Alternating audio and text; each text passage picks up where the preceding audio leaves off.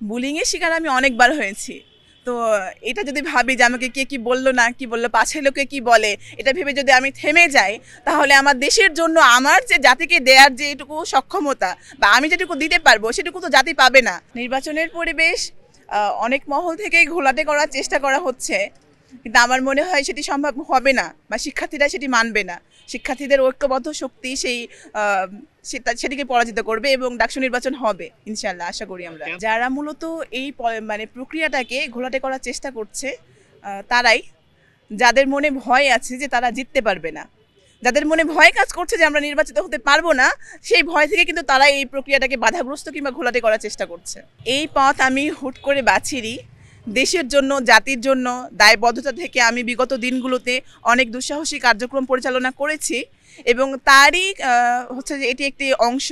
আমার মনে হয়েছে আমি যদি ভিপি নির্বাচিত হই তাহলে আমার সেই কার্যক্রমের ধারা আমি অব্যাহত রাখতে পারবো।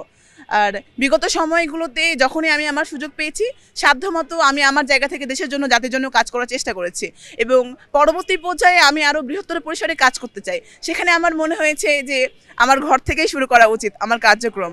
তো শামসুন নাহার হল যেহেতু আমাদের সেকেন্ড হোম বলা চলে, তো সেখান থেকে আমার মনে হয়েছে আমি যদি ভিপি নির্বাচিত হই তাহলে সেই হলের উন্নয়নে আমি আরও বেশি ভূমিকা রাখতে পারবো। রাজনৈতিক দল থেকে মনোনয়ন নিতে চাইলে অবশ্যই পারা যেত, কিন্তু আমার মনে হয়েছে যেহেতু আমি একটা হলের ভিপি নির্বাচিত হতে যাচ্ছি ভিপি পদে, তো সেখানে আমার হলের মেয়েরা কী চায়, তাদের যে মতামত, তাদের যে চাওয়া, সেটিকে আমি ধারণ করতে পারছি না কিনা, সেটিকে আমি লালন করি কিনা। তো শামসুন নাহার হলের প্রতিটি মেয়ের সাথে কথা বলে আমি যেটি জানতে পেরেছি, তারা রাজনৈতিক দল সমর্থিত কোনো প্রার্থীকে সেইভাবে খুব একটা পছন্দ করছেন না, যতটা তারা একজন সাধারণ শিক্ষার্থীকে পছন্দ করছেন। তো সেখান থেকে আমার মনে হয়েছে আমি তাদের একজন প্রতিনিধি হিসেবে আমার কখনোই কোনো রাজনৈতিক দল হিসেবে বা রাজনৈতিক দলের সমর্থন নিয়ে কাজ করতে আসা আমার জন্য ঠিক হবে না। বুলিংয়ের শিকার আমি অনেকবার হয়েছি। তো এটা যদি ভাবি যে আমাকে কে কি বললো না কি বললো, পাশের লোকে কি বলে, এটা ভেবে যদি আমি থেমে যাই, তাহলে আমার দেশের জন্য আমার যে জাতিকে দেওয়ার যে এটুকু সক্ষমতা বা আমি যেটুকু দিতে পারবো সেটুকু তো জাতি পাবে না।